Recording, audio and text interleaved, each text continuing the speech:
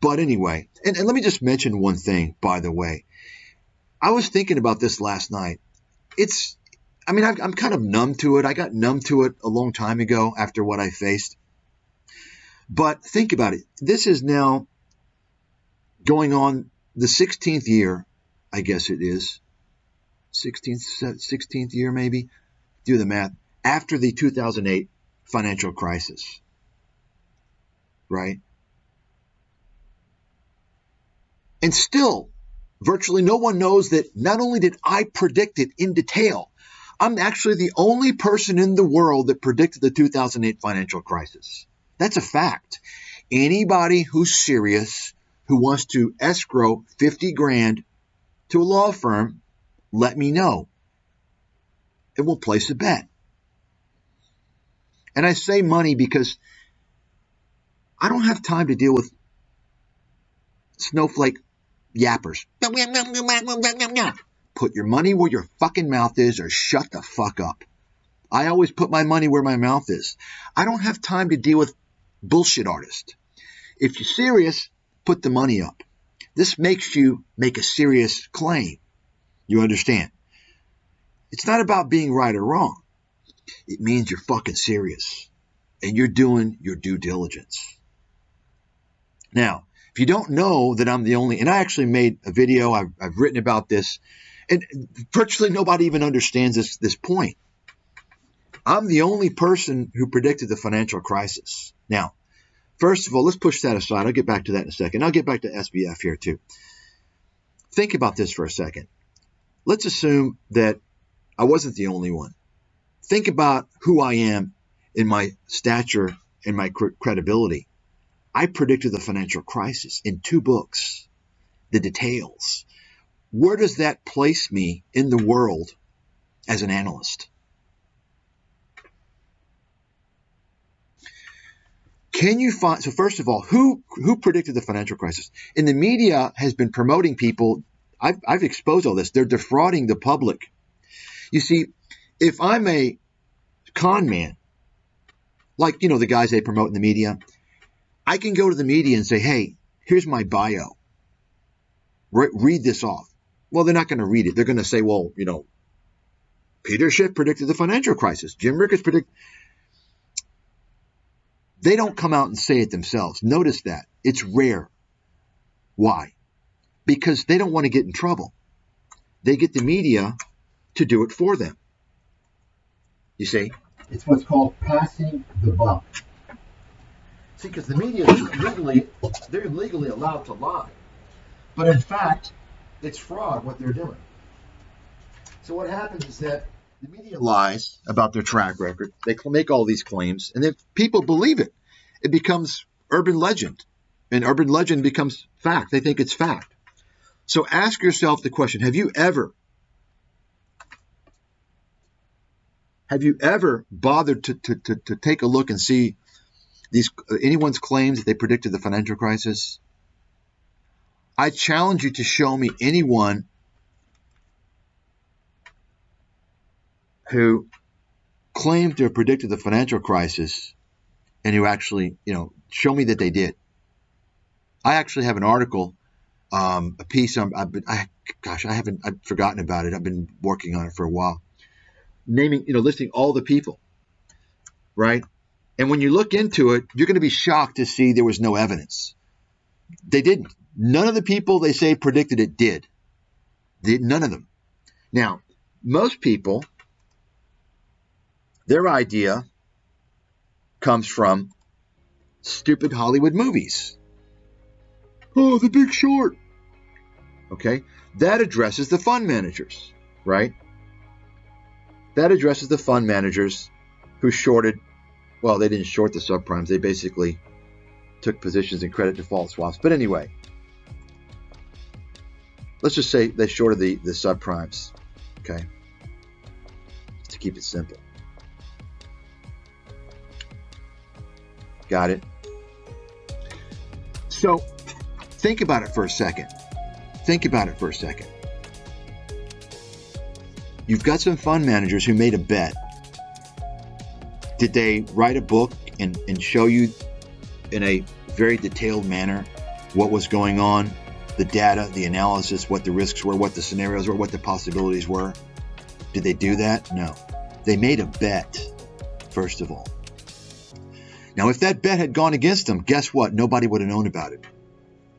They wouldn't have told the media.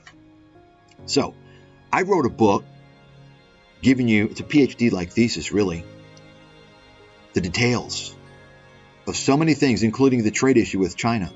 I wrote extensively about all that as a national security threat. Why do you think Washington was using that book as the Trump administration was using that book? That's what that was. I was informed that as kind of a guideline for certain things. That's a book written in 2006. I knew about all that stuff in advance. That's why I was banned. They don't want people to know what's going on. So, think about it. I came out 2 years in advance, said, here's what's going to happen, right? Put it in a book, you can't change it. And in addition to that, anybody who read the book could have made a fortune. Versus guys who made a bet, who could have hedged their bet, gotten out of their bet, and not told anybody about it. So, did they predict the meltdown or whatever? No, they did not. They made a bet. You understand? And it's kind of funny because since that time, these guys have been losers. Kyle Bass, who I work with at Bear Stearns, he had to shut down his hedge fund due to years of terrible performance. Finally. What's he doing now? He's got a private equity fund selling carbon credits, creating carbon credits, basically raising farmland. Now let me get back to the financial crisis. Think about it for a second. I've already talked about, show me, I can go through a list.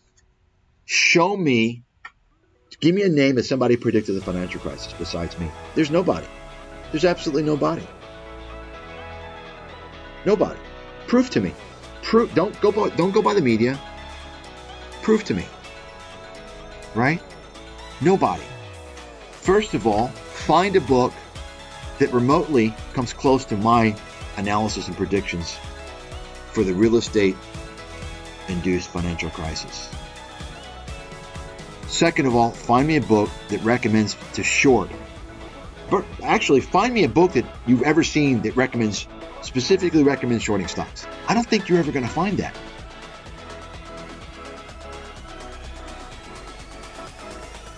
Anybody who read my books could have made a fortune, yet I was banned. A movie should have been made about me. I should have got the Nobel Prize in economics. Of course, that's a kind of a scammy prize anyway. It doesn't even mean anything. bunch of the shills get that garbage. But think about that for a second. Think about it. Do you need everyone to tell you something is true for you to believe it? Or do you have a mind that you can actually decipher it on your own? See, the problem is these days, most people need, this is why the fake review and the fake comment and the fake like industry is a multi-billion-dollar industry. Oh, I made so much money from you.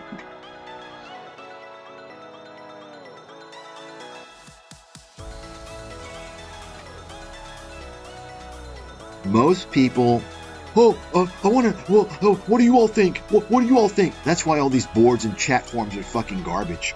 People that live on these things are mentally weak, and they're relying on people they don't know, and many of them are shills and paid ops. Why don't you research it on your own? Are you too lazy? Are you too unintelligent?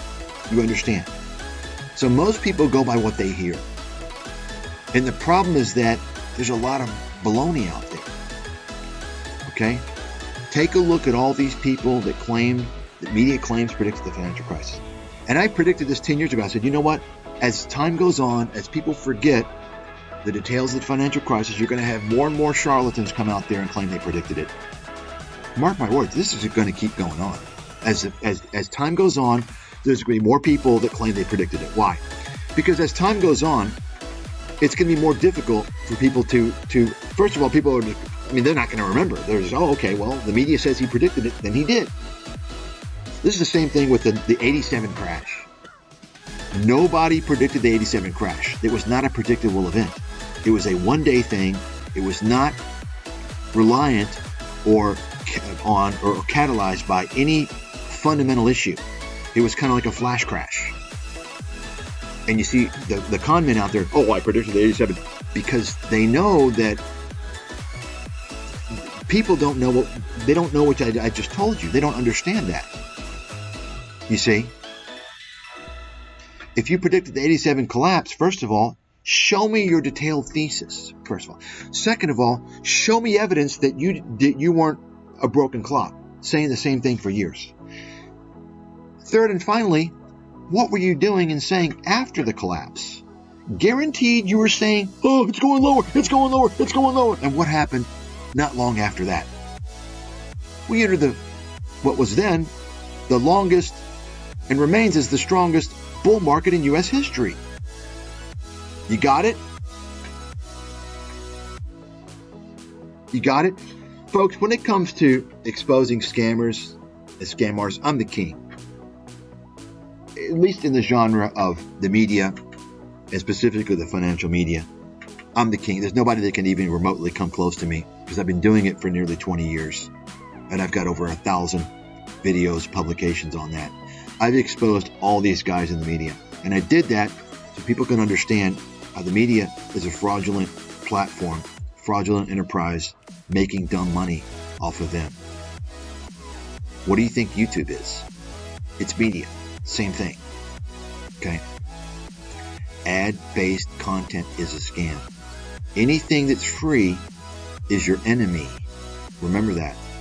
Anything that's free is your enemy. Free? Everyone wants free. Oh, it's free. Oh, I want it. It's free. Well, how is it free? How is Facebook free? How are they generating hundreds of billions of dollars in revenues? If you're using Facebook, you're the product. You're getting screwed. Free emails, same thing. You understand? That's the ad-based content model, which I've been talking about now for 15 years.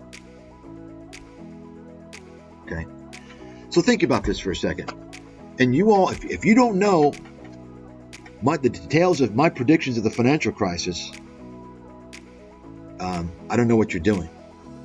If you've heard about me before and you didn't look into my track record, that tells me a lot about you. You're probably not leading your life the way you need to. If you're listening to somebody, and if somebody is making bold claims, especially, that sound impossible, don't accept it. Don't deny it. Research it. Research it and decide. The problem is, of course, really to truly understand all of that, you have to go through, and even the claim that nobody predicted the financial crisis except for me. And I've made a great argument. The fund managers didn't predict it. In fact, they could have read my book and gotten the idea from me. Because you don't think that these guys knew about my book?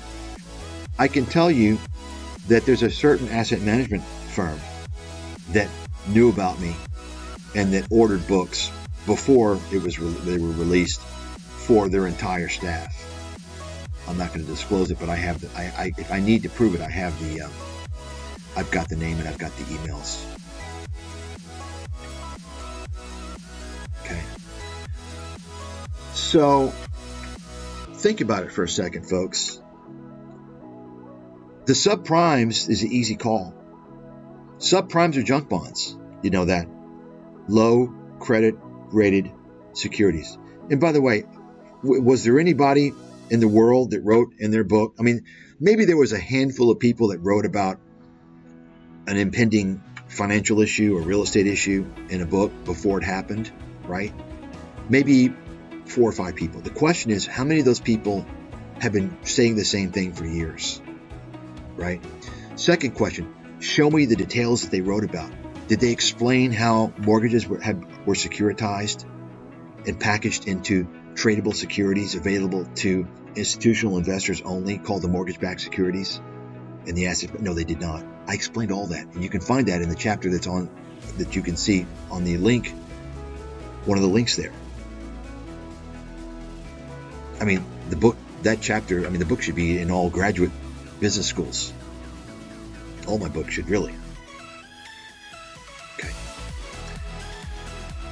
Did anybody recommend shorting the stocks? Did anyone predict the bottom in real estate? I predicted the bottom. 5 years before the real estate bubble bottomed. 5 years before, at the peak, when it was still at the peak, I predicted it would go down 35%, which is exactly where it bottomed in 2011. Think about that one. Nobody in the world did that. I predicted Fannie Mae and Freddie Mac, the AAA rated, right? They held AAA rated debt. I predicted they would collapse, file for bankruptcy, be bailed out by the government. Nobody in the world did that. That was in 2006, my prediction, in November 2006. Think about that, before the financial crisis began. And I recommended in my book, my follow-up book in 2007, early 2007, to short the subprimes, and I showed people how to do it. I instructed them what to look for, right? I told them about buying puts as a safer way. Think about that. I also told them to short the banks with a little more caution, just because I felt that they would, there was a lot more support going to be handed to the banks. I talked about Citigroup, which collapsed, Bank of America, which collapsed, many others, Washington Mutual, right? And the home builders. So tell me who predicted the financial crisis. And in fact, that book is still relevant today. I discussed throughout that book as one of the biggest topics, the biggest themes, America's trade disaster with China. I went into all the details with all that. Nobody in the world wrote about that. Think about that. And still today, nobody's even come to me, hey Mike, how did you predict the financial crisis? I want to hear this. I want to know. Think about this. Guess what? You can't change facts. You can manipulate things, you can lie, you can't change the facts. People are being lied to. Okay? Think about this. This tells you what's going on in the world. This tells you what's going on. And it's all one big clusterfuck. It's one big circle jerk. The circle jerk, right? Elon Musk has got the circle jerk. Kathy Wood's in the circle jerk with Elon Musk, and Joe Rogan's in there, and the rainbow chasing loser fraudster Lex Friedman, fucking moron, and even Patrick Bet David's in there now, scam artist, which I've exposed.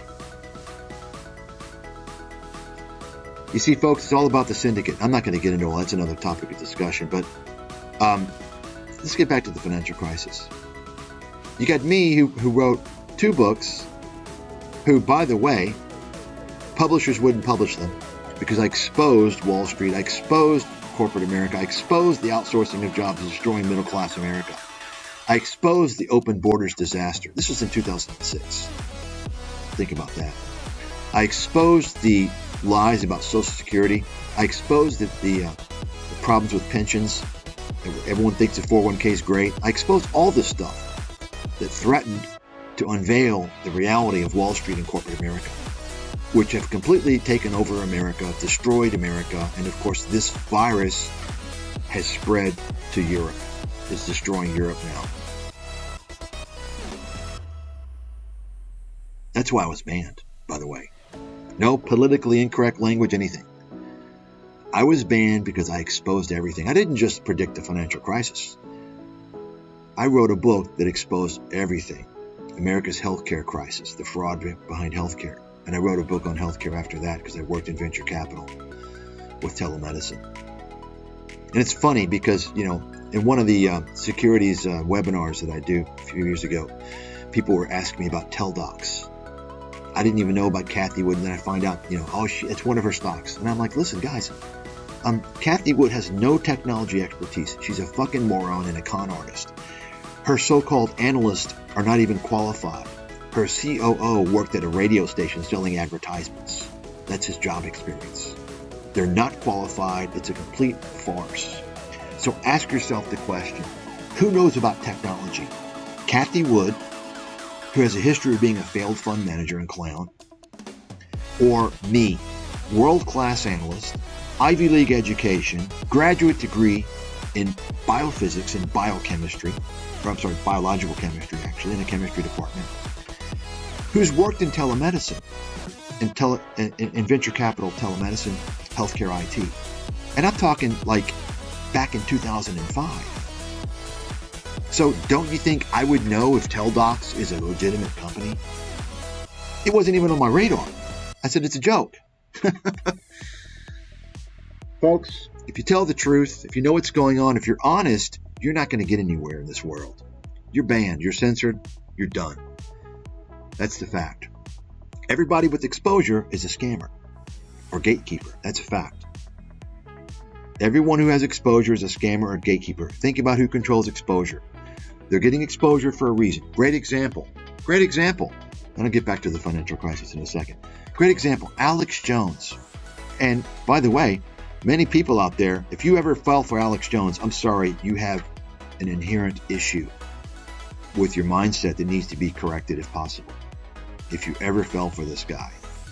Usually how it happens is people fall for him early on because he does say some things that are true, and then they gain confidence in him and they don't question him, and then he leads them down the in the gutter as a gatekeeper. But some people, a lot of people, I think eventually they realize, they start asking questions, say, wait a second, no. So it takes them many years to realize he's a fraud. Well, guess what? Alex Jones was being groomed to be mainstream. That's right. Did you all know that? He was being groomed to be mainstream. He was starting to get a lot of mainstream media interviews. This is a guy who rails against mainstream media, yet he's being interviewed, right? The View. What else? What's the British guy? He was getting all these. Why? Because the media was grooming him to because they knew he had a audience that he could sway, right? And what happened? Well, he made a big mistake. He happened to carry his conspiracies too far with his Sandy Hook baloney, and he happened to specifically damage the lives indirectly through his lies about Sandy Hook of at least one family that happens to be connected, if you know what I mean. Okay? Because Alex Jones is connected as well to the same group. Through his advertisers, through his wife, through his attorney. But he made this big move. And think about it now. Elon Musk has allowed this fraudster, Alex Jones, on Twitter. It's disgusting. But here's my point, folks. After this happened to Alex Jones, during this time, Joe Rogan was rising through the ranks as disinfo clown. Airhead idiot. He's part of the gang, by the way. He was rising through the ranks, gradually, talking about stupid things, that don't matter. Alien invasions, Bigfoot, claiming the moon landing didn't happen. Just stupid nonsense like that. And so what happened once Alex Jones was canned, Joe Rogan got put on the scene more so. This is when Joe Rogan began to try and become more credible by interviewing so-called, I'm going to say so-called, these are mostly perceived but not truly, intellectuals. And the conversations began to change. See, this is what's going on, by the way. Okay?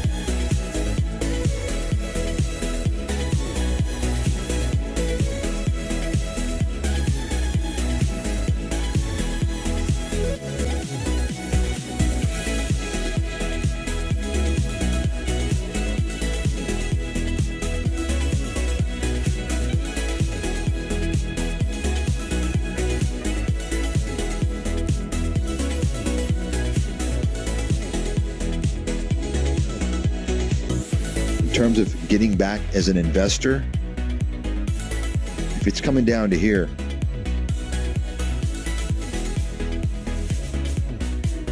almost irrespective of what's going on, I have to believe, if I have to make a call in advance, and of course I can change depending on what happens, but I have to believe this is where you want to start doing that 18, 17, around there.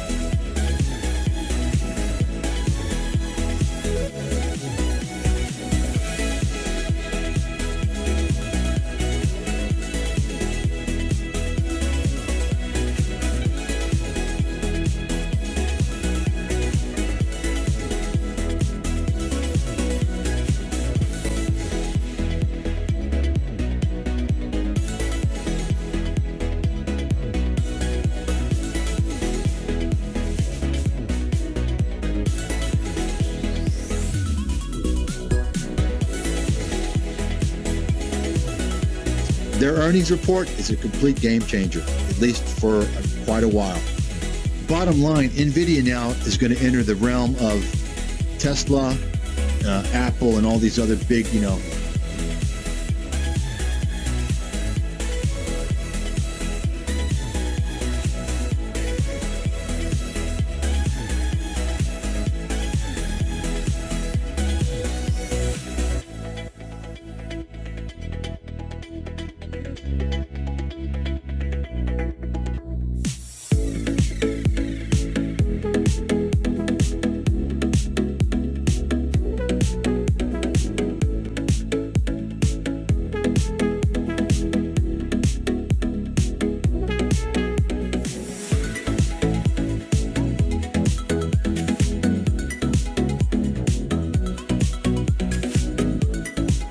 I mean, listen, NVIDIA can come down to 150, come down to $100. If you don't think it's possible, then you don't understand how the market works.